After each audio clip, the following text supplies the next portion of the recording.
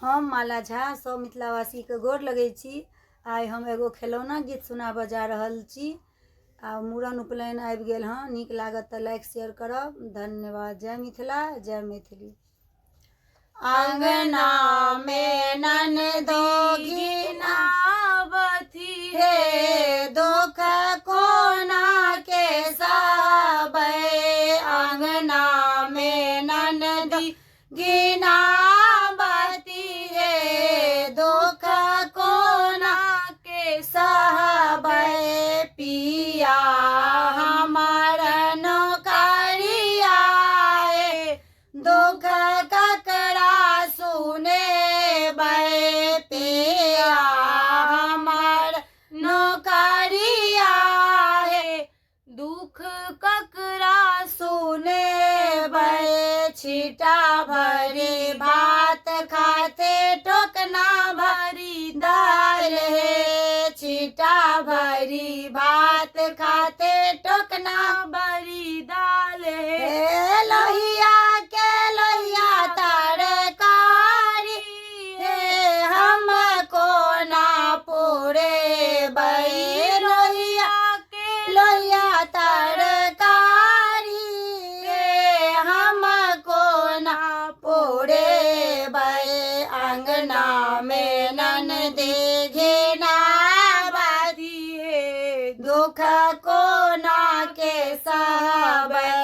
अंगना में ननदी घिनावती हे दुख कोना के सहबै। तौला भरे दहे खाते बाल्टीन भरे दूध हे। तौला भरे दहे खाते बाल्टी भरी दूध है। पत्ता के पत्ता खाते चीनी है हम कोना पूरे बै। पत्ता के पत्ता खाती चीनी है हम कोना पूरे बै।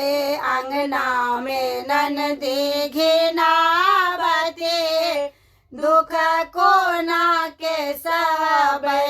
अंगना में ननदी घिनावती है दुख कोना के सहबै। धन्य में नथिया मांगत छाने कान वाले। छाने में नथिया मांगत छाने कान वाले। छाने में मांगत कंगना माहे हम कोना कर देबै। छाने में मांगे कंगना माहे हम कोना कर देबै। अंगना में ननदी घिनावती दुख कोना के सहबै। अंगना में ननदी घिनावती है दुख कोना के सहबै। पुलिस बजेबै दारोगा बजेबै। पुलिस बजेबै दारोगा बजेबै। ननदो के जेल पहुँचेबै हे जान अपन बचेबै।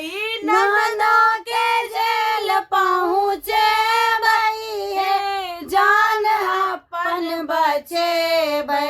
अंगना में ननदो घिनावती हे दुख कोना के सहबै।